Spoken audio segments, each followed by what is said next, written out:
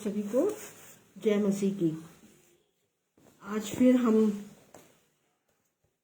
एक बार प्रभु की समीपता में हैं और धन्यवाद धन्यवाद धन्यवाद कोटिशः धन्यवाद पिता परमेश्वर को कि भोर के प्रकाश से लेके इस सांझ तक हम सब स्वस्थ भले चंगे हैं। और आज हमने सबने अपनी अपनी कलीसियाओं में उसकी हमदो सन्ना 27 और वचनों को सीखा, समझा, आराधना की। और अब हम कल यीशु मसीह के जन्म दिवस को मनाने जा रहे हैं, है ना, जो आज से 2023 साल पहले इस पृथ्वी पर आए। और जब हम लूका 2 पढ़ते हैं या मत्ती को पढ़ते हैं तो उसमें हम सब जानते हैं कि किस प्रकार से यीशु मसीह का जन्म हुआ। वह वचन जो परमेश्वर के मुख से निकलता था, है ना, उत्पत्ति के समय, वो ही वचन देहधारी हुआ और मनुष्यों के बीच में उसने डेरा किया। यूहन्ना 1:14 में हम इस बात को समझते हैं, देखते हैं और सीखते हैं। मैंने पिछले समय में कुछ चर्चा की थी, अपन ने सीखा था पवित्र शास्त्र से कि किस प्रकार से जो प्राचीन यहूदी विवाह है ना, वो किस प्रकार से स्वर्गारोहण का प्रतीक है। अपन ने पिछले हफ्ते इस विषय पे अध्ययन किया था और उसी अध्ययन की श्रृंखला को मैं फिर से आगे बढ़ाना चाहती हूँ कि क्योंकि वो पूरा नहीं हो पाया था कि किस प्रकार से हमने देखा था कि सबसे पहले ये देखा था कि किस प्रकार से जो यहूदी विवाह की जो रस्में हुआ करती थी, प्राचीन यहूदी विवाह की रस्में, है ना, जिसमें जो और ये बात मैंने आपको बताया था कि ये जो प्राचीन यहूदी विवाह की जो रस्में हैं वो स्पष्ट रूप से कलीसिया के महाक्लेश काल से पहले होने वाले स्वर्गारोहण के विषय में को प्रकट करती है, की ओर संकेत करती है ना। तो ये अपन ने पिछले हफ्ते देखा था। अब उसके आगे अपन देखेंगे कि किस प्रकार से प्रकाशित वाक्य में 19:9 में मैंने आपको बताया था कि मेमने के ब्याह का भोज जो परमेश्वर स्वर्ग में परमेश्वर पिता अपने बेटे के ब्याह के भोज में, है ना, जितने भी उसकी जो दुल्हन है वो और जितने चुने हुए लोग हैं वो सब उसके बेटे के ब्याह में, मेमने के ब्याह में शामिल होंगे, ठीक है ना। तो मैंने आपको ये भी बताया था कि इस प्राचीन यहूदी विवाह के 2 भाग हुआ करते थे। पहला भाग केदुशीन कहलाता था और जिसको सगाई की रस्म भी कहा जाता था, और जो दूसरा भाग था वो हुपा कहलाता था, है ना। और इसमें जो इस भाग में विवाह की जो मूल रस्में थी वो पूर्ण की जाती थी। फिर मैंने आपको ये बताया था कि जो दूल्हा होता था उसको अपनी दुल्हन को चुनने का पूरा अधिकार होता था। लड़के को अपनी पसंद की दुल्हन चुनने का अधिकार होता था, लेकिन लड़की को इस प्रकार का कोई अधिकार नहीं हुआ करता था। फिर हमने इस बात को देखा था कि जो यीशु मसीह है ना, अब हम स्वर्गारोहण के विषय में भी बात कर रहे हैं कि प्राचीन यहूदी विवाह की जो रस्में हैं वो स्वर्गारोहण के प्रतीक के रूप में किस प्रकार से। तो मैंने आपको बताया था, अपने पवित्र शास्त्र में से देखा था कि यूहन्ना 15 और उसका 16 यीशु मसीह कहते हैं कि तुमने मुझे नहीं चुना परंतु मैंने तुम्हें चुना है ना। जिस प्रकार से प्राचीन यहूदी विवाह में लड़का अपनी पसंद की दुल्हन चुनता था, है ना, उसी प्रकार से यहाँ पर यीशु मसीह ने भी अपनी दुल्हन को चुना है ना। और वो ये कह रहा है कि तुमने मुझे नहीं चुना परंतु मैंने तुम्हें चुना है।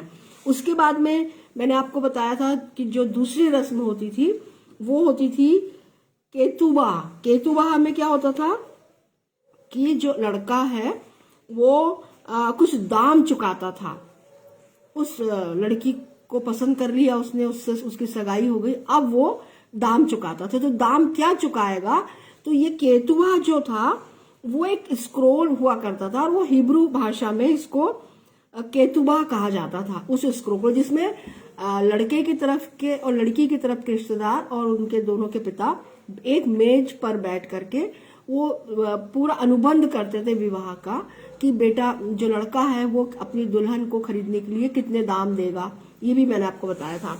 तो उसके बाद में यीशु मसीह ने भी हम देखते हैं कि और वो जो इस केतुवाह की जो शर्तें होती थी विवाह की, उसको जो पहले तोड़ेगा वो दोषी ठहराया जाएगा। और यहाँ पर हम देखते हैं कि जो यीशु मसीह है वो फसह के पर्व के समय अपने शिष्यों के साथ एक मेज पर बैठे हैं और भोज कर रहे हैं, है ना। और वो अपने शिष्यों को स्पष्ट रूप से बोलते हैं, जो जिसको अपन लोग अंतिम लास्ट सफर बोलते हैं, अंतिम भोज, कि यूहन्ना 14 और उसका 15, यदि तुम मुझसे प्रेम रखते हो तो मेरी आज्ञाओं को मानोगे, और फिर यदि आपस में प्रेम रखोगे तो इसी से सब जानेंगे कि तुम मेरे चेले हो। यूहन्ना 13 और उसका 35, है ना। ये शर्त थी, है ना। तो जिस प्रकार से प्राचीन यहूदी विवाह में शर्त होती थी दूल्हा और दुल्हन के लिए, और एक स्क्रोल में सबको लिखा जाता था और उन दोनों के हस्ताक्षर वहां होते थे, है ना। ये भी मैंने बताया था पिछली बार। तो यीशु मसीह ने भी शर्त रखी शिष्यों के सामने, और मैंने आपको ये भी बताया था कि ये जो शिष्य है ये भविष्य की कलीसिया है ना। पतरस ने 3000 लोगों को जो यीशु मसीह का जो सच्ची गवाही जो उसने दी, तो 3000 लोगों का मन फिरा और उन्होंने बपतिस्मा लिया, है ना। और इन चेलों के साथ वो संगति तो रखते थे। तो इस प्रकार से धीरे धीरे कलीसिया का विस्तार होते चले गया। तो ये जो शिष्य थे ये क्या थे, भविष्य की कलीसिया थी, और कलीसिया ही यीशु मसीह की क्या है, दुल्हन है। उसके बाद में मोहर अर्थात दाम चुकाया करता था। मैंने आपको ये भी बताया था कि जो दूल्हा था वो अपनी दुल्हन को पाने के लिए, प्राप्त करने के लिए कुछ मोहर, है ना, या दाम चुकाया करता था, जिसको मोहर कहा जाता था।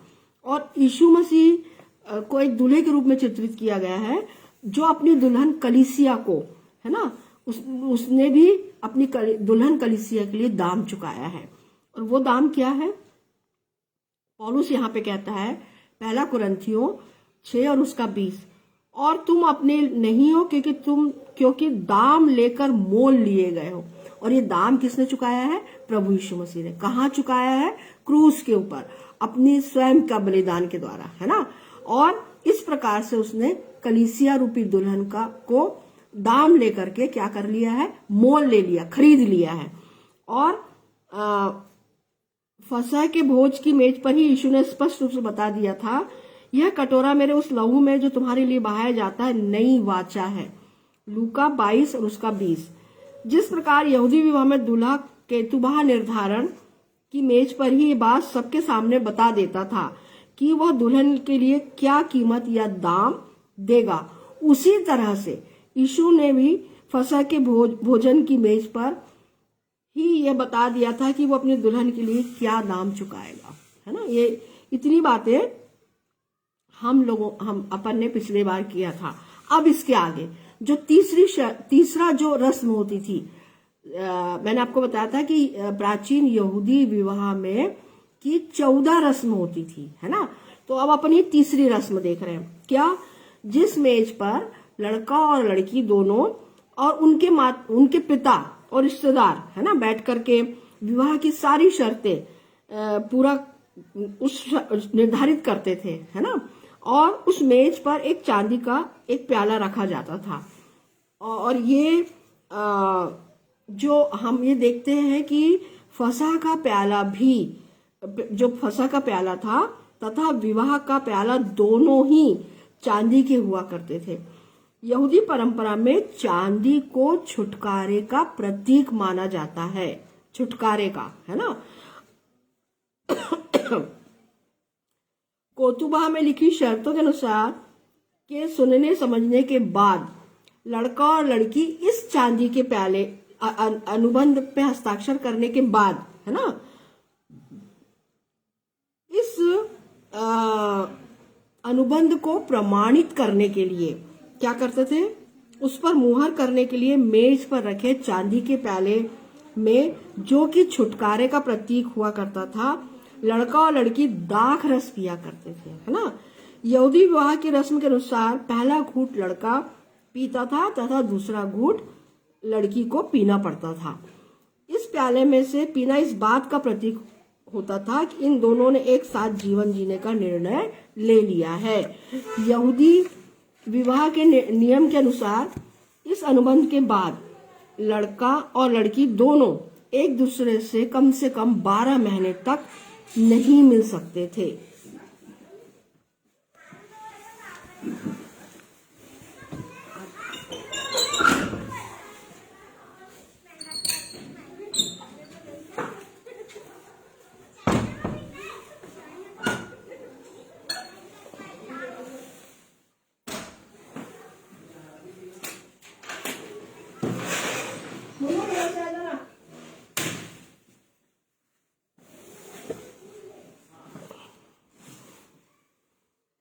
अच्छा, फिर उसके बाद में हम ये देखते हैं कि कोतुबा पे हस्ताक्षर करने के बाद के साथ ही उनका आत्मा में विवाह हो जाया करता था। ठीक है, इस प्रकार से हम ये देखते हैं कि जो यहूदी विवाह की इस रस्म को भी हम नए नियम में यीशु और कलीसिया के मध्य पूरा होता हुआ देखते हैं। जब यीशु फसह के भोज की मेज पर अपने शिष्यों के साथ बैठा था तो वह फसह का चांदी का प्याला हाथ में लेता है और पहले स्वयं एक घूंट पीता है, फिर अपने शिष्यों को पीने के लिए देता है। मरकुस 14 और 23।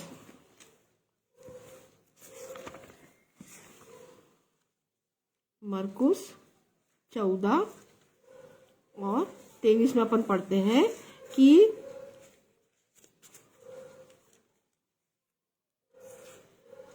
फिर उसने कटोरा लेकर धन्यवाद किया और उन्हें दिया और उन सब ने उसमें से पिया, है ना, दाखरस। और उसके बाद में इस प्रकार से हम देखते हैं स्पष्ट रूप से यीशु ने प्रभु भोज के द्वारा यहूदी विवाह की इस रस्म को भी पूरा किया था। फिर चौथी जो रस्म है यहूदी विवाह की, जो चौथा चरण है ना, चौथा चरण,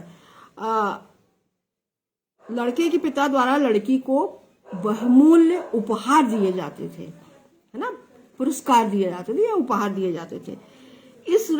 इस रस्म को परमेश्वर, जो कि यीशु दूल्हे का पिता है, ने पवित्र आत्मा के वरदानों को कलीसिया को देने के द्वारा पूरा किया था, है ना। यह हम देखते हैं कि हम जब पुराने नियम में देखते हैं कि पवित्र परमेश्वर की जो आत्मा है वो आ करके वापस चली जाती थी, है ना। लेकिन जब हम नए नियम में देखते हैं कि यीशु मसीह के स्वर्गारोहण के बाद यीशु मसीह ने कहा था कि मैं तुम्हारे लिए एक सहायक भेजता हूं। तो सहायक क्या कौन है आज हमारा? पवित्र आत्मा।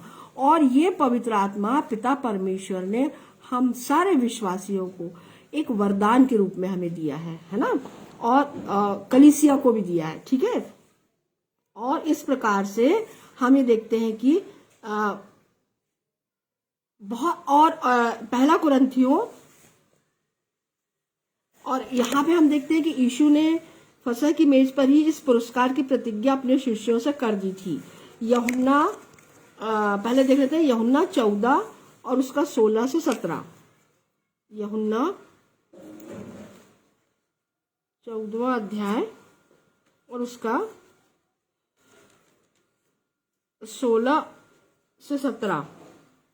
और मैं अपने पिता से विनती करूंगा और वह तुम्हें एक और सहायक देगा कि वह सर्वदा तुम्हारे साथ रहे, है ना, अर्थात सत्य का आत्मा, जिसे संसार ग्रहण नहीं कर सकता क्योंकि वह न उसे देखता है और न उसे जानता है। तुम उसे जानते हो क्योंकि वह तुम्हारे साथ रहता है और वह तुम में होगा, है ना। ये प्रॉमिस किसने किया था? प्रभु यीशु मसीह ने, ठीक है ना, अपने शिष्यों से। और इस प्रकार से, और अगर हम देखें पहला कुरिन्थियों 12 और उसका पहला कुरिन्थियों 12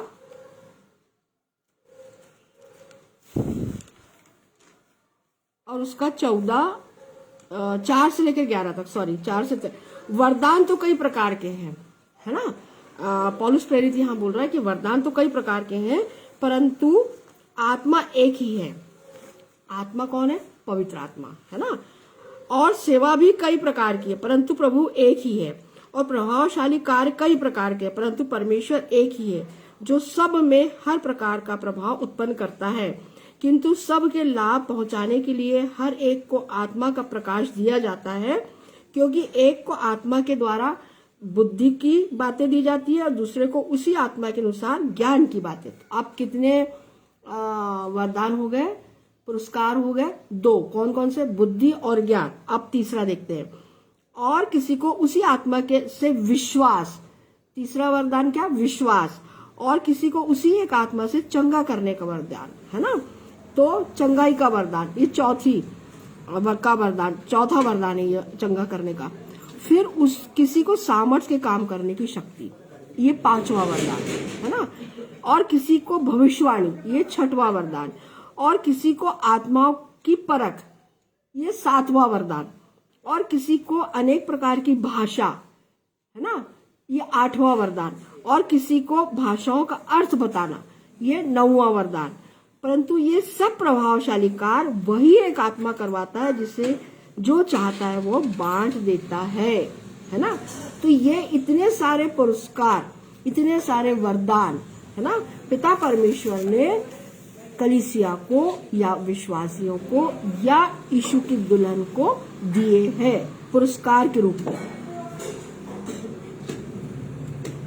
दुल्हन द्वारा पुरस्कार ग्रहण करने के बाद दूल्हा दुल्हन के पास आकर उसे कहता है कि मैं अपने पिता के घर में तुम्हारे लिए जगह तैयार करने के लिए जाता हूँ, और जब मेरा पिता कहेगा कि जगह तैयार हो गई है, तो मैं आकर के तुम्हें अपने साथ अपने पिता के घर ले जाऊंगा, है ना। ये प्राचीन यहूदी विवाह का एक चरण हुआ करता था।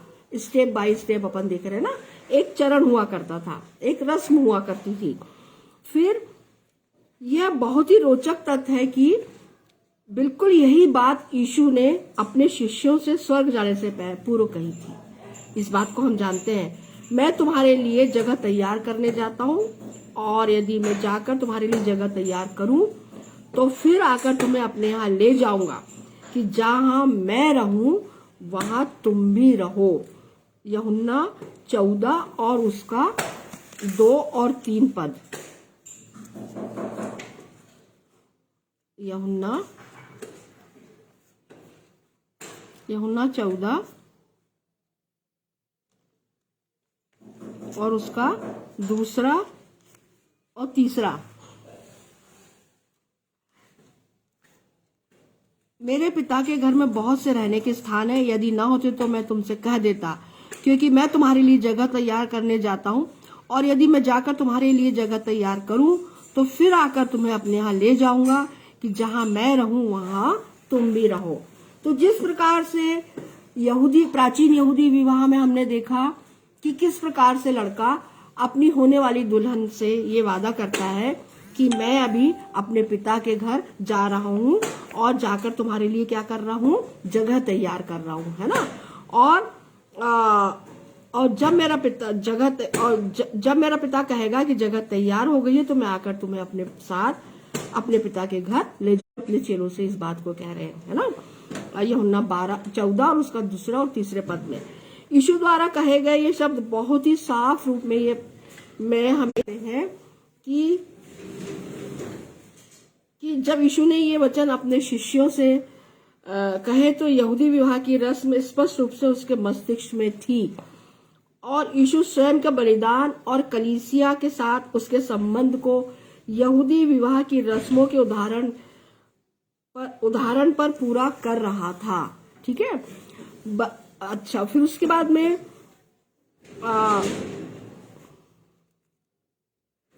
जब वो जगह तैयार करने अपने पिता के घर जाता है, तब हम ये देखते हैं प्राचीन यहूदी विवाह में कि वो अपनी होने वाली दुल्हन से नहीं मिल सकता था, ना दुल्हन अपने दूल्हे से मिलती थी। ठीक है, और जब तक उस दूल्हे का पिता इस बात की अनुमति नहीं देता कि भाई जगह तैयार हो गई है, अब तुम जाके दुल्हन को ले आओ, तब तक दूल्हा अपनी स्वयं की इच्छा से नहीं आता था। जब पिता अनुमति देगा तभी वो आता था।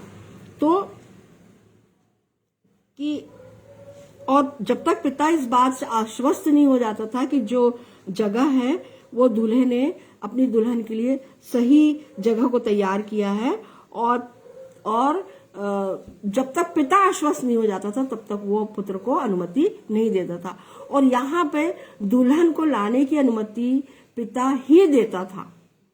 ठीक है ना, जब पिता कहेगा तभी वो अपनी दुल्हन को उस प्राचीन यहूदी विवाह में लड़का अपनी दुल्हन को अपने घर लेकर आता था। फिर अगर हम ये देखें जो कि यहूदी विवाह की रस्मों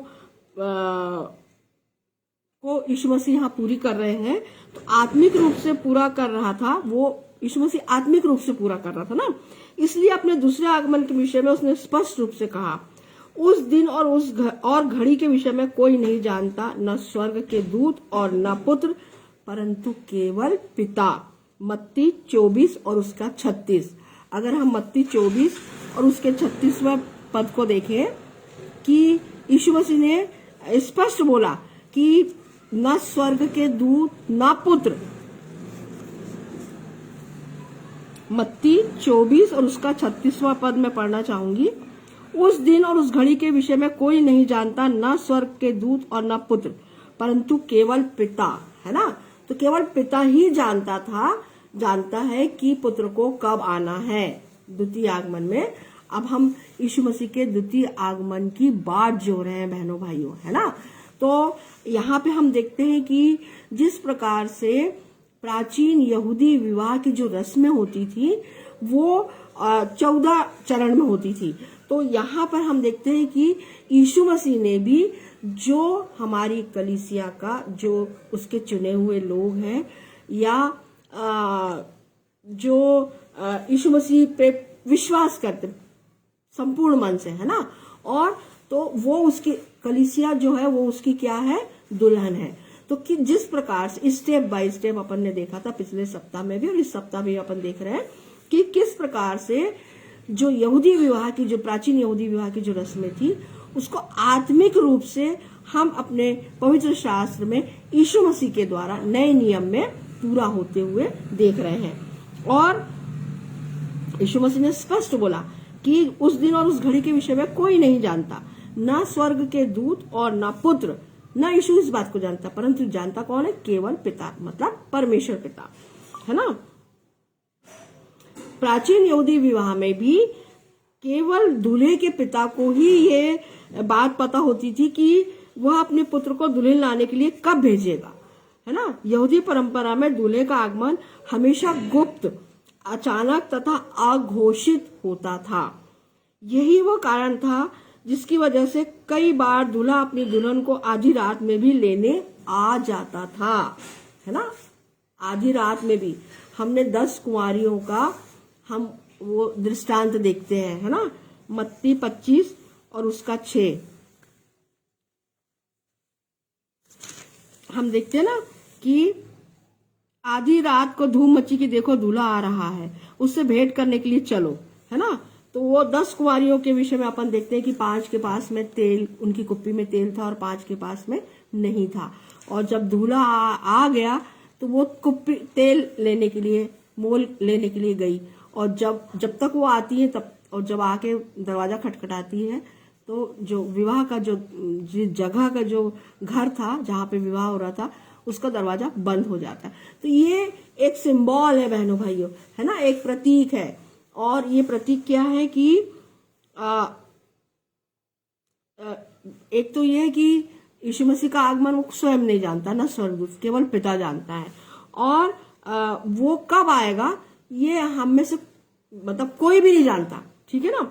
और जिस प्रकार से हम देखते हैं दृष्टांत में कि 10 कुंवारियां थी और जब दूल्हा आता है तो 5 कुंवारों के पास तेल था, तो वो उनके साथ, दूल्हे के साथ उस घर में प्रवेश कर जाती हैं और 5 जो तेल लेने गई थी, जब वो बाद में आती है अपनी कुप्पी में तेल भर के, तो उनको आने नहीं दिया। इसका मतलब ये है बहनों भाइयों कि हमारे पास तेल मतलब पवित्र आत्मा है ना, तो हमारे पास पवित्र आत्मा है और पवित्र आत्मा से पूर्ण होकर के ही हम यीशु के साथ स्वर्ग में जाएंगे, क्योंकि उसने हमको पवित्र आत्मा दिया है, बयाने में दे दिया है ना। अभिषेक हमको बयाने में मिला है और पवित्र आत्मा भी हमें दिया गया है। तो पवित्र आत्मा के जो वरदान है और जो उसके फल है वो मुझ में और आप में दिखना चाहिए।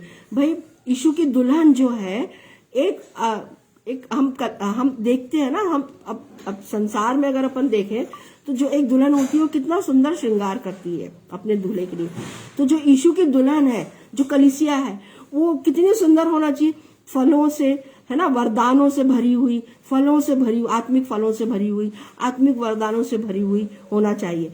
तो क्या एक प्रश्न है हम लोग मेरे आपके सामने कि क्या हम में वो वरदान है, क्या मेरे पास और आपके पास वो फल है जो यीशु को अच्छे लगे, है ना, तभी तो हम उसके साथ स्वर्ग में जाने पाएंगे।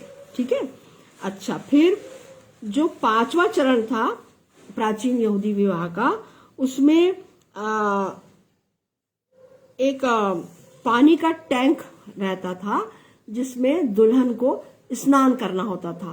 उस पानी के टैंक को मिकवाह कहा जाता था, है ना, और वो डुबकी लगाती थी और दुल्हन द्वारा पानी में डुबकी लगाने का अर्थ ये होता था कि अब वह दूल्हे के लिए पूरी तरह से पवित्र हो चुकी है ना। तो नए नियम में हम देखते हैं बपतिस्मा, ठीक है ना, बपतिस्मे के रूप में पूरा होते हुए देखते हैं।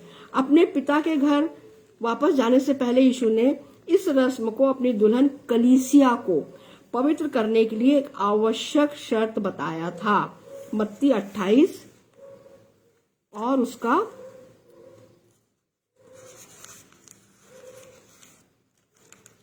19,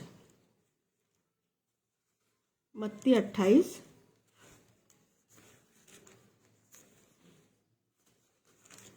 और उसका 19वां पद पढ़ना चाहूंगी।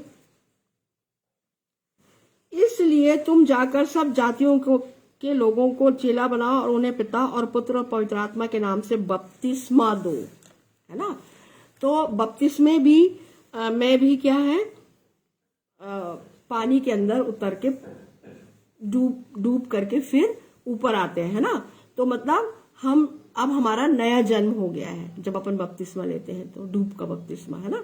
और मरकुस में भी हम देखते हैं, मरकुस 16:16 में,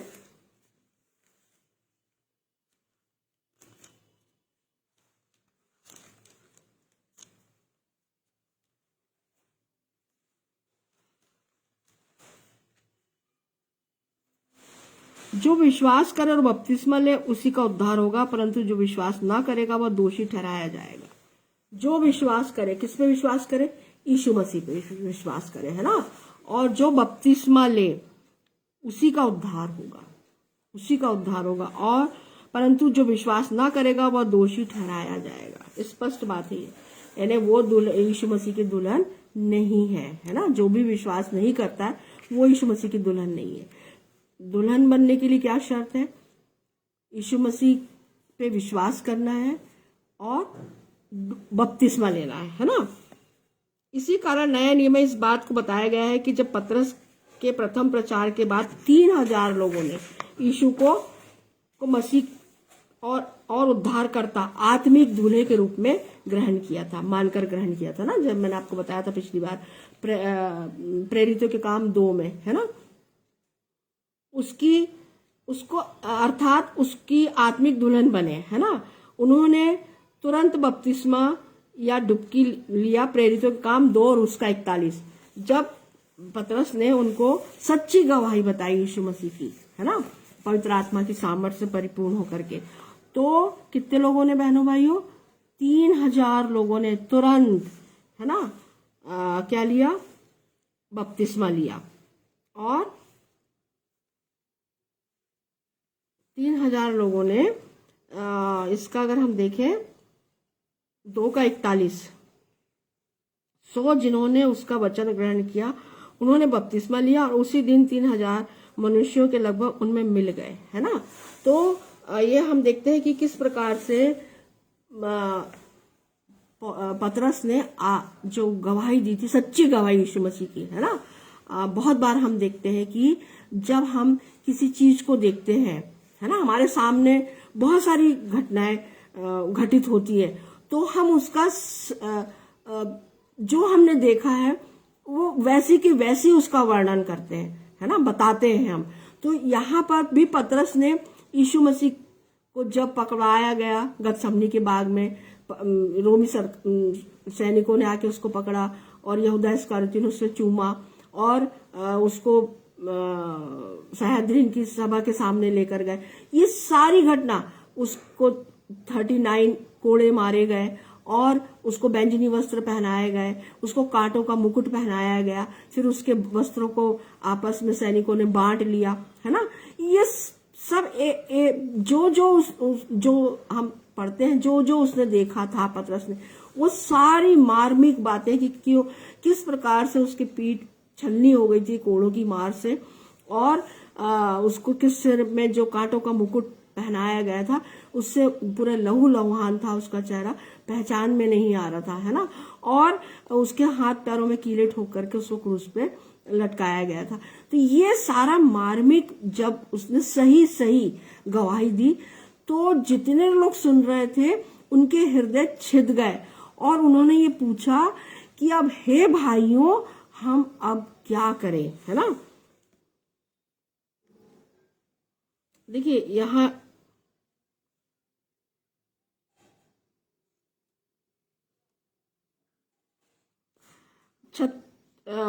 37वां पद पढ़ना चाहूंगी।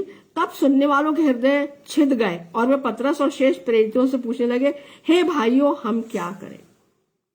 तो पतरस ने क्या बोला, मन फिराओ और तुम में से हर एक अपने अपने पापों की क्षमा के लिए यीशु मसीह के नाम से बपतिस्मा ले और तो तुम पवित्र आत्मा का दान पाओगे, है ना। तो मन फिराओ मतलब पापों से तुम फिरो और यीशु मसीह के सामने अपने पापों को स्वीकार करो, अंगीकार करो और फिर क्या लो, बपतिस्मा लो। इस प्रकार से जो यीशु की जो दुल्हन है कलीसिया, है ना, तो वो अब सुंदर दुल्हन को लेने आ रहा है। तो जब दुल्हन सुंदर कैसे होगी, वरदानों के द्वारा, आत्मिक वरदानों के द्वारा, पवित्र आत्मा की वरदानों के द्वारा और पवित्र आत्मा के फलों के द्वारा, है ना। और इस प्रकार से वो उसको ये, और उसको क्या मिला है, कलीसिया को जो विश्वासी हैं, जिन उन्हीं का उद्धार होगा और वो जिनके पास में पवित्र आत्मा है ना। और ये पवित्र आत्मा क्या है, परमेश्वर का पुरस्कार है हमारे लिए, दान है हमारे लिए, है ना, तोहफा है हमारे लिए। प्राचीन, अब जब हम 6वां देखते हैं, इस प्रकार से हम यहूदी विवाह की इस मिकवाह की रस्म को भी कलीसिया और यीशु के संबंध में पूरा होते हुए देखते हैं कि किस प्रकार से जो लड़की रहती है वो पानी के टैंक में, मिकवाह में डुबकी लगाती है, स्नान करती है, मतलब पानी से निकलती बाहर कि वो पूरी तरह से अब पवित्र है। तो हम अब नए नियम में भी देखते हैं कि किस प्रकार से 3000 लोगों ने पतरस की गवाही को सुन करके मन फिराया, उनके हृदय छिद गए और उन्होंने मन फिराया और उन्होंने डूब का बपतिस्मा लिया, है ना। और ये जो रस्म है इसको हम नए नियम में पूरी होते हुए देखते हैं। अब जो 6वीं रस्म है, प्राचीन यहूदी विवाह की 6वीं रस्म के अनुसार दुल्हन मिकवाह में डुबकी लगाने के बाद अपने चेहरे को पर्दे से ढांप लेती थी। यह पर्दा उसे हर सार्वजनिक स्थान पर हर समय पहनना पड़ता था। लड़की द्वारा इस पर्दे का पहनना इस बात का प्रतीक होता था कि उसकी सगाई हो चुकी है ना, और अब कोई दूसरा पुरुष उसे देख नहीं सकता। और यह पर्दा इस बात का भी प्रतीक होता था कि अब वो किसी और की हो चुकी है ना। परंतु फिर भी यदि कोई अन्य पुरुष नजर रखता था या उसको किसी प्रकार की हानि पहुंचाने का प्रयास करता था, तो दूल्हे का पिता दुल्हन की रक्षा करता था, है ना।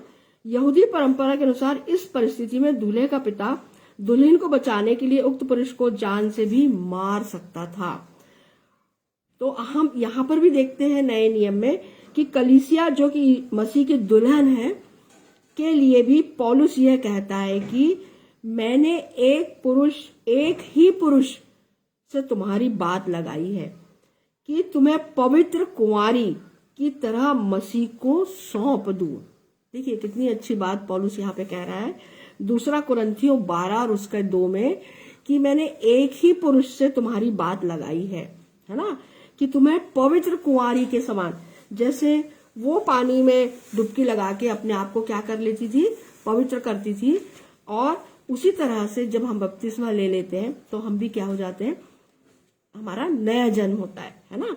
और जब अब छठवीं रस्म में क्या है कि उसे अपने मुंह को ढांपना पड़ता था, है ना, और या घूंघट रखना पड़ता था, तो क्योंकि वो अब किसी अन्य पुरुष को अपना चेहरा वो नहीं दिखा सकती। तो और अगर कोई पुरुष उसको जबरदस्ती उसके साथ करता था तो जो लड़के का पिता है वो उसकी रक्षा करता था। तो यहाँ पर भी पौलुस क्या बोल रहा है, मैंने एक ही पुरुष से तुम्हारी बात लगाई है कि तुम्हें पवित्र कुंवारी की तरह मसीह को सौंप दूं, है ना। जिस प्रकार से यहूदी विवाह में लड़की को सगाई के बाद पवित्र रहना आवश्यक था, उसी प्रकार से पौलुस बता रहा है कि ये वो जो नियम है ये कलीसिया पर भी लागू होता है। साथ ही जिस प्रकार दूल्हे का पिता दुल्हन की हर खतरे से रक्षा करता था, नए नियम में इस बात को स्पष्ट रूप से बताया जाता है कि ऐसी ही सुरक्षा परमेश्वर पिता भी मसीह की दुल्हन अर्थात कलीसिया को प्रदान करता है ना। ये देखते हैं हम 1 कुरिन्थियों 3 उसका 16 और 17। क्या तुम नहीं जानते कि तुम परमेश्वर का मंदिर हो और परमेश्वर का आत्मा तुम में वास करता है? यदि कोई परमेश्वर के मंदिर को नाश करेगा तो परमेश्वर उसे नाश करेगा, क्योंकि परमेश्वर का मंदिर पवित्र है और वो कौन है, वह तुम हो, अर्थात मैं और आप, कलीसिया, है ना। इस प्रकार अन्य स्थल पर पौलुस कहता है परमेश्वर के निकट वह न्याय है कि जो तुम्हें क्लेश देते हैं उन्हें बदले में क्लेश दे। दूसरा थिस्सलुनीकियों 1:6, है ना। फिर अतः इस बात को हम यहूदी विवाह के 6वें चरण को भी नए नियम में कलीसिया में पूरा होते हुए देखते हैं कि किस प्रकार से पिता परमेश्वर अपने बेटे की दुल्हन अर्थात कलीसिया की रक्षा करते हैं। 7वां चरण है यहूदी विवाह का 7वां चरण, दूल्हे का अपने दुल्हन को ले आना होता था, है ना। और जब दूल्हा बारातियों के साथ दुल्हन के घर पहुंच जाता था तब उनका वास्तविक रूप से विवाह आयोजित किया जाता था। दूल्हे और दुल्हन के विवाह के लिए एक मंडप या तंबू, है ना, तैयार किया जाता था, जिसे हुपा, मैंने बताया था आपको पिछली बार, हुपा कहा जाता था। दुल्हन को एक पालकी में बैठाकर 4 लोगों के द्वारा उस पालकी को उठाकर विवाह के मंडप तक पहुंचाया जाता था, जहां दूल्हा दुल्हन की प्रतीक्षा कर रहा होता था, है ना। ये जो रस्म है ये कलीसिया रूपी दुल्हन स्वर्गारोहण को प्रतीकात्मक रूप से प्रकट करती है नए नियम में, है ना। नए नियम स्पष्ट रूप से बताता है कि मसीह के दुल्हन को बादलों पर उठाकर उसके पास पहुंचाया जाएगा। कितनी अच्छी बात है, खुशी की बात है ना। 1 थिस्सलुनीकियों 4:17, 1 थिस्सलुनीकियों 4 उसका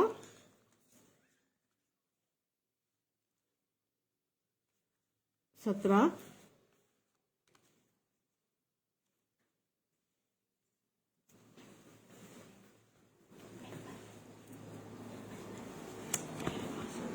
मेरी बाइबल ला लो। 1 थिस्सलुनीकियों 4 और उसका 17वां पद पढ़ना चाहूंगी। तब हम जो जीवित और बचे रहेंगे उनके साथ बादलों को उठा लिए जाएंगे कि हवा में प्रभु से मिले, और इस रीति से हम सदा प्रभु के साथ रहेंगे। कितनी अच्छी बात है ना। आमीन। ईश्वर प्रभु यीशु मसीह करे कि ये जल्द से जल्द हमारे जीवन में, है ना, पूरा हो, कि प्रभु यीशु मसीह आए और हम सब उसकी दुल्हन, कलीसिया रूपी उसकी दुल्हन बादलों पे उठाई जाए। उसके बाद देखेंगे हम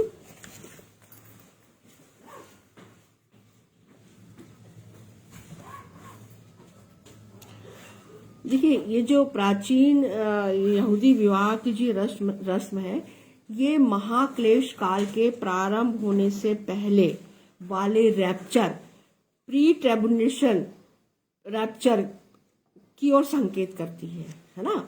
और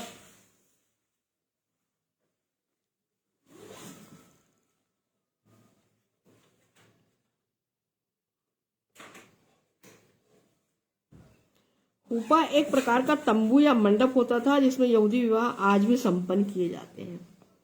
इजराइल में आज भी जो यहूदी विवाह है वो मंडप या तंबू में संपादित होते या होते हैं। इस प्रकार से प्रकाशित वाक्य इसी हुपा की रस्म को स्वर्ग में पूर्ण होते हुए प्रकट करता है। प्रकाशित वाक्य 7 और उसका 15।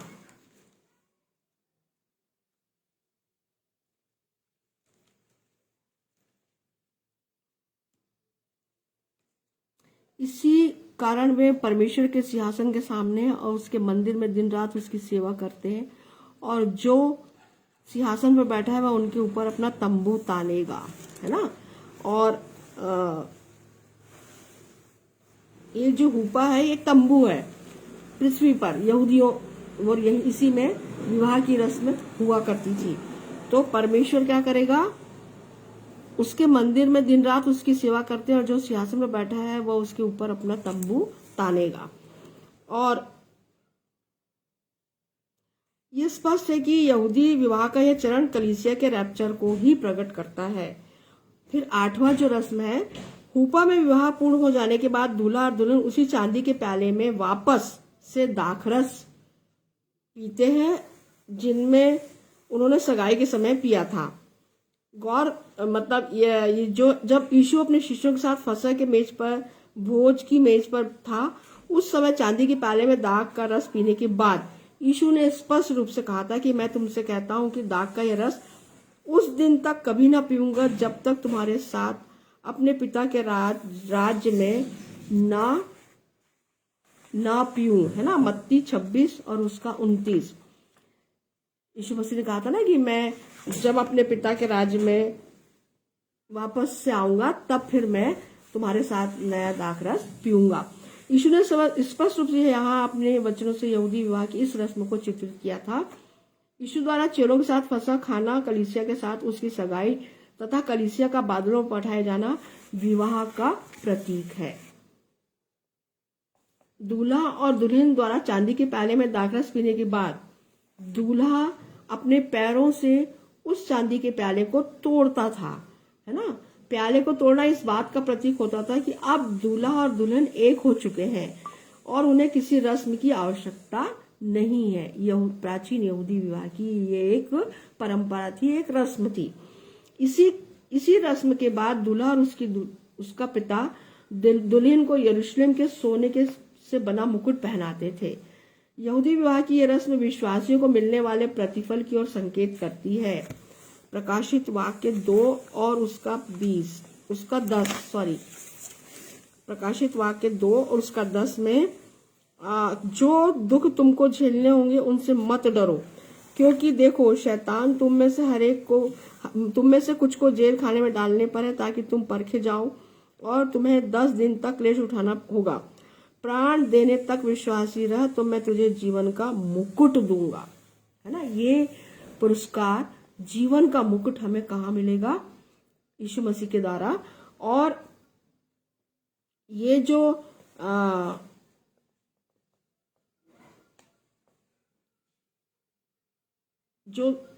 यहूदी विवाह में दूल्हा के पिता अपने बेटे की दुल्हन को क्या देता था? यरूशलेम के सोने से बना मुकुट पहनाते थे। उस पे हर एक विश्वासी को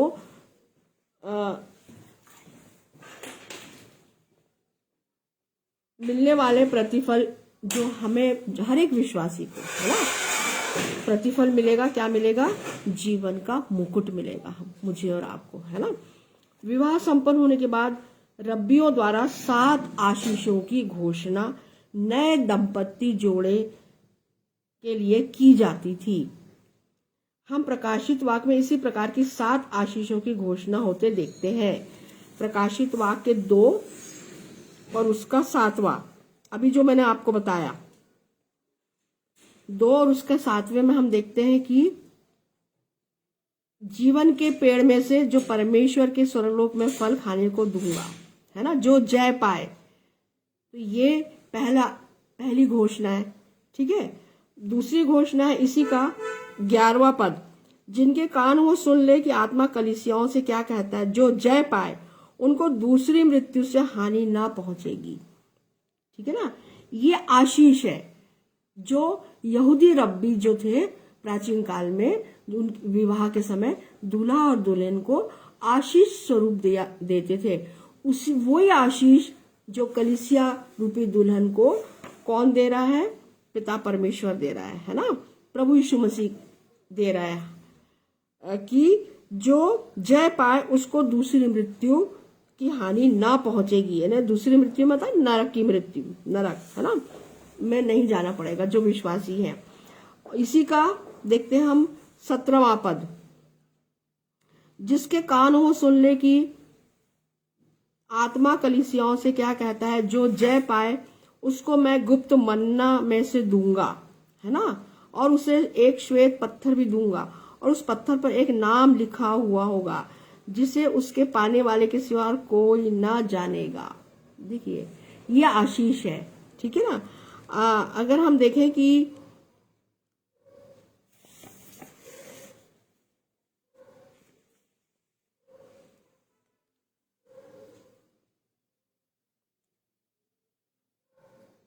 जब हम पुराने नियम में पढ़ते हैं या यूहन्ना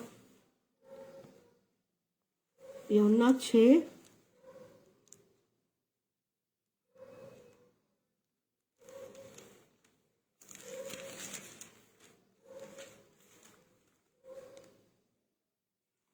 48 से 50,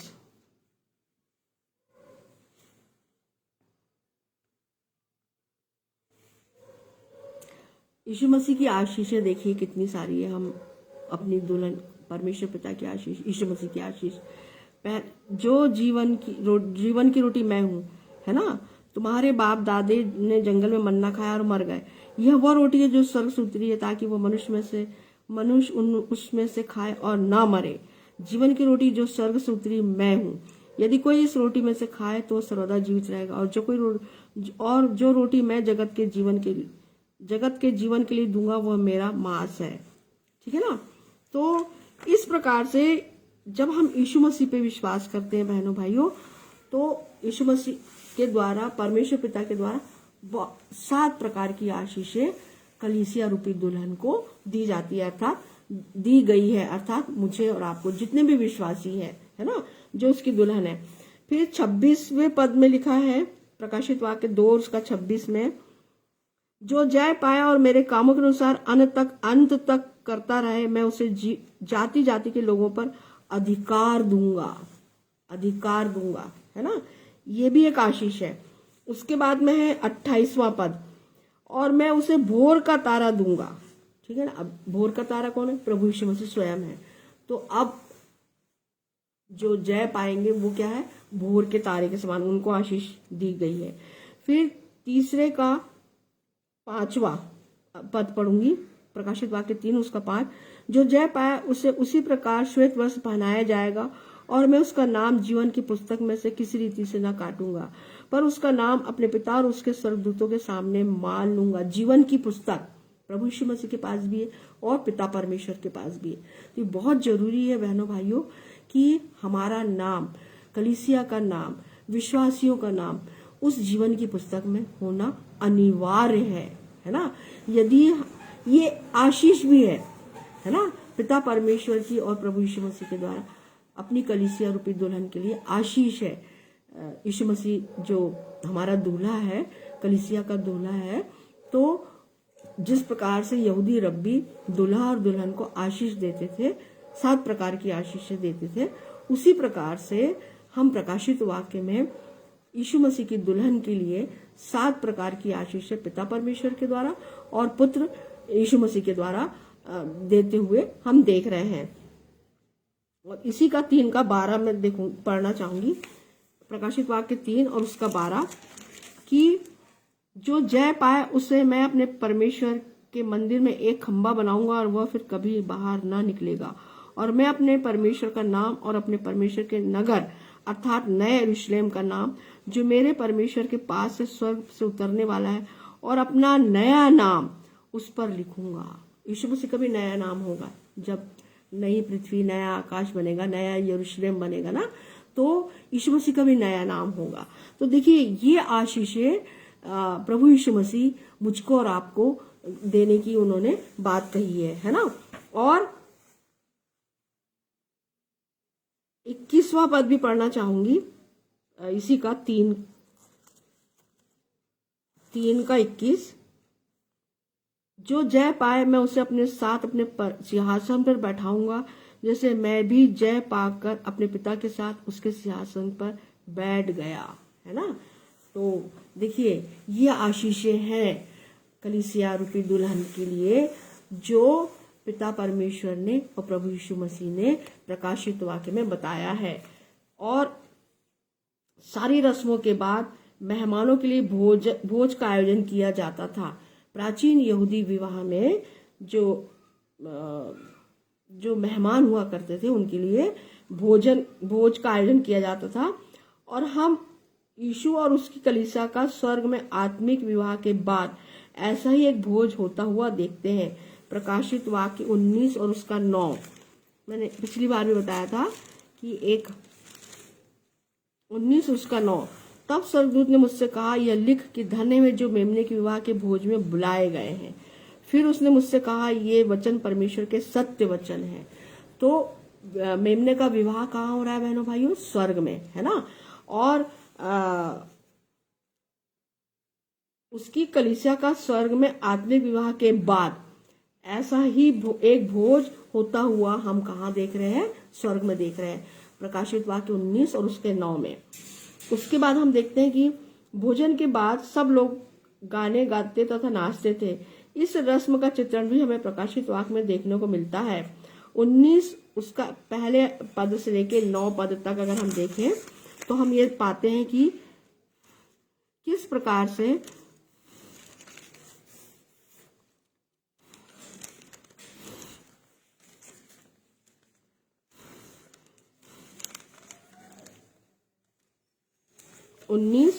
पहले अध्याय 19वां अध्याय और पहले पद से लेकर 6 पद तक हम देखते हैं कि स्वर्ग में मानो उसके बाद मैंने स्वर्ग में मानो बड़ी भीड़ को ऊंचे शब्द से कहते सुना, हालेलुया, उद्धार और महिमा और सामर्थ और हमारे परमेश्वर ही की है, क्योंकि उसके निर्णय सच्चे और ठीक है। उसने उस बड़ी वेश्या का जो अपने व्यभिचार से पृथ्वी को नष्ट करती थी न्याय किया और उससे अपने दासों के लहू का बदला लिया है। फिर दूसरी बार उन्होंने कहा, हालेलुया, उसके जलने का धुआं युगानुयुग उठता रहेगा। तब 24 प्राचीनों और चारों प्राणियों ने गिरकर परमेश्वर को दंडवत किया जो सिंहासन पर बैठा था और कहा, आमीन, हालेलुया। फिर 5वां है, 19 का 5 पढ़ना चाहूंगी। तब सिंहासन में से एक शब्द निकला, हे हमारे परमेश्वर से सब डरने वाले दासों, क्या छोटे क्या बड़े, तुम सब उसकी स्तुति करो। फिर मैंने बड़ी भीड़ का सा और बहुत जल का सा शब्द और गर्जन का सा शब्द सुना, हालेलुया, क्योंकि प्रभु हमारा परमेश्वर सर्वशक्तिमान राज्य करता है ना। तो ये स्तुति गान जो विवाह में के समय में जो यहूदी विवाह की जो रस्म थी उसमें जो भोजन के बाद जो लोग नाचते और गाते थे, इसी का चित्रण हम प्रकाशित वाक्य में भी 19 और उसका 1 से लेकर 6 तक में होते हुए देखते हैं। यहूदी विवाह का यह जश्न दूल्हे के पिता के घर होता था तथा यह समारोह 7 दिनों तक चलता था।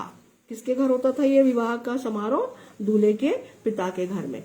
और ये जो विवाह का जो समारोह जो था वो 7 दिनों तक हुआ करता था। यहूदी विवाह का यह अंतिम चरण हमारे उस मत को और मौजूद कर देता है कि कलीसिया का बादलों पर उठाया जाना महाक्लेश काल के 7 वर्ष प्रारंभ होने से पूर्व ही हो जाएगा, क्योंकि यहूदी विवाह में विवाह का समारोह दूल्हे के पिता के घर में ही होता था तथा यह जश्न 7 दिनों तक चला करता था। हम देखते हैं कि यहूदी विवाह की रस्में यीशु और कलीसिया के संबंध में प्रकट होती है। अतः जब विवाह के सारे चरणों को हम नए नियम में पूरा होते देखते हैं तो फिर यह अंतिम चरण कैसे अधूरा छोड़ा जा सकता है ना। भविष्यवाणियों में 7 दिन 7 वर्षों को प्रकट करते हैं। यह स्पष्ट है कि जब यहूदी विवाह के नमूने या उदाहरण पर कलीसिया की स्थापना हुई है तो यह भी स्पष्ट है कि कलीसिया और यीशु के आत्मिक विवाह के बाद होने वाले समारोह भी यहूदी विवाह के 7 दिन के नमूने पर 7 वर्ष तक ही चलेगा, है ना। और ये बहुत ही अद्भुत है कि यहूदी विवाह की रस्में भी हमें यह प्रमाण ही उपलब्ध कराती है कि कलीसिया का स्वर्गारोहण महाक्लेश काल के आरंभ होने से पूर्व ही हो जाएगा, है ना। तो ये बहुत जरूरी है बहनों भाइयों कि इस महाक्लेश काल के पहले जब रैप्चर होगा, है ना, तो कलीसिया या यीशु की जो दुल्हन है वो स्वर्ग बादलों पे उठाई जाएगी। तो ये बहुत जरूरी है आज कि मैं और आप कोई भी मतलब छूटने ना पाए और हम सब उसकी दुल्हन के रूप में बादलों पे उठाया जाए, है ना। और जिस प्रकार से मैंने आपको पिछले उसमें भी बताया था हफ्ते और इस हफ्ते भी हमने जो चर्चा की है, सीखा है, समझा है कि जो यीशु मसीह का आगमन बहुत निकट है अब, और वो बादलों पे आएगा और उसकी जो दुल्हन है वो उसके साथ बादलों यहाँ पृथ्वी पर से उठ के वो कहाँ चली जाएगी, बादलों, और बादलों पे यीशु मसीह अपनी दुल्हन से मिलेगा और फिर अपने पिता के घर अपनी दुल्हन को लेके जाएगा। तो बहुत जरूरी है बहनों भाइयों कि मैं और आप हम सब उस दुल्हन के रूप में शामिल हो और यीशु मसीह के साथ स्वर्ग में जाए, है ना। और महाक्लेश काल जो 7 वर्षों का है उससे हम बचे। और आज ही बहुत जरूरी है कि हम अपने मन को फिराएं, यीशु मसीह को अपना उद्धारकर्ता स्वीकार करें, विश्वास करें संपूर्ण मन से उसके ऊपर और बपतिस्मा लें और यीशु मसीह के पीछे चले, है ना। तभी तो हम स्वर्ग जा पाएंगे, अन्यथा फिर आप खुद ही समझदार हैं, समझते हैं, है ना। तो हमारे पवित्र शास्त्र में स्पष्ट रूप से इस बात को बताया है कि किस प्रकार से जो यहूदी विवाह, प्राचीन यहूदी विवाह की जो रस्में हुआ करती थी, नए नियम में यीशु मसीह ने उसको किस प्रकार से आत्मिक रूप से किस प्रकार से उसे पूरा किया है ना। यीशु मसीह क्या है, दूल्हा है ना, और हम कलीसिया उसकी क्या है, दुल्हन है। आइए हम छोटी सी प्रार्थना करते हैं। धन्यवाद धन्यवाद धन्यवाद धन्यवाद पिता परमेश्वर, हे स्वर्ग और पृथ्वी के बनाने हारे, तेरा लाख लाख धन्यवाद धन्यवाद धन्यवाद। तू सामर्थ्य और ऐश्वर्य से भरपूर है पिता, तेरी जय जयकार हो पिता, जय जयकार हो पिता परमेश्वर। धन्यवाद पिता सुंदर वचनों के लिए, आत्मिक वचनों के लिए। हाँ पिता, आज हमने सीखा कि यीशु हमारा दूल्हा है और वो बहुत जल्द हमें लेने आने वाला है। धन्यवाद पिता, तेरी स्तुति हो, तेरी प्रशंसा हो, तुझे महिमा मिले पिता कि पिता परमेश्वर तूने अपने बेटे की दुल्हन को चुना है। धन्यवाद धन्यवाद धन्यवाद। यीशु ने पसंद किया है, यीशु ने चुना है और प्रभु जी तूने पिता परमेश्वर तूने स्वीकृति दी है। धन्यवाद धन्यवाद धन्यवाद। और नाम बनाम आशीषों से तूने अपने बेटे की दुल्हन को नवाजा है। धन्यवाद पिता, धन्यवाद धन्यवाद धन्यवाद धन्यवाद पिता परमेश्वर। विनती और प्रार्थना है पिता, आज और आने वाले हर एक दिन में तू ही हमारा रक्षक और रखवाला निगहबान है पिता। धन्यवाद पिता, धन्यवाद धन्यवाद। तेरी स्तुति हो, तेरी जय जयकार हो पिता कि एक भी आत्मा प्रभु जी नरक ना जाए पिता। हाँ प्रभु जी, विनती और प्रार्थना है प्यारे यीशु, हर एक तेरे प्रचारक प्रचारिकाओं, तेरे प्रभु के दासों को पिता अपनी पवित्र आत्मा के सामर्थ्य से भरपूर कर। हाँ पिता, नाम वरदानों से भरपूर कर, ताकि पिता हर एक घुटना, हर एक जीव प्रभु जी तुझे अपना उद्धार करता स्वीकार करके पिता तेरे साथ स्वर्ग में उठाई जाए। हाँ पिता, हर एक घुटने, हर एक जीव को पिता विनती और प्रार्थना है कि मांस रूपी हृदय को निकाल के पिता पर, जो पत्थर का हृदय है पिता, उसे निकाल करके मांस रूपी हृदय दे पिता। और ये वचन पिता उस भूमि पर आत्मिक हृदय में पिता एक 100 गुना फल लाने वाले हो सके पिता। तुझसे यही विनती और प्रार्थना है, हर एक पे दया कर पिता। हाँ प्रभु जी, सच में पिता कठिन दिन आने वाले हैं। हाँ प्रभु जी, विनती और प्रार्थना है पिता, हम इन सब बातों का होना जो हमारे पवित्र शास्त्र में होता हुआ देख रहे हैं पिता, पूरा होता हुआ देख रहे हैं। विनती और प्रार्थना है पिता, तेरी अपार दया और करुणा प्रभु जी हम में से हर एक के संग साथ हो। पर पिता हमें बताया जा रहा है, समझाया जा रहा है, और जब हम पवित्र शास्त्र पढ़ते हैं प्रकाशित वाक्य कि पिता आने वाला दिन बहुत कठिन है। हाँ पिता, हाँ प्रभु जी, दया कर पिता, हर एक पे दया कर। और पिता अपने क्रोध को पिता परमेश्वर दया करके पिता, प्रभु जी हम मिट्टी है प्रभु जी। हाँ पिता, तू हमारा कुम्हार है प्रभु जी, अपने क्रोध को मनुष्यों पे पिता हम अपने क्रोध से बचा पिता। तुझसे यही विनती और प्रार्थना है, हर एक पे दया कर। हाँ प्रभु जी, आज और आने वाले हर एक दिन में पिता तू ही हमारा रक्षक और रखवाला निगहबान है पिता।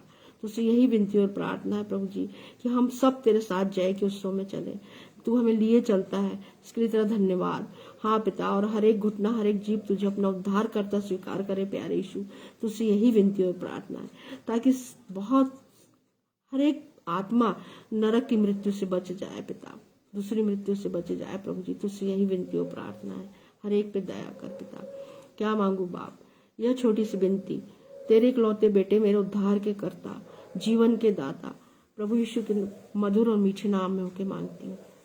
स्वर्ग राज में छोटी सी प्रार्थना ग्रहण कर। आमीन, आमीन और आमीन। आप सभी को यीशु सहाय।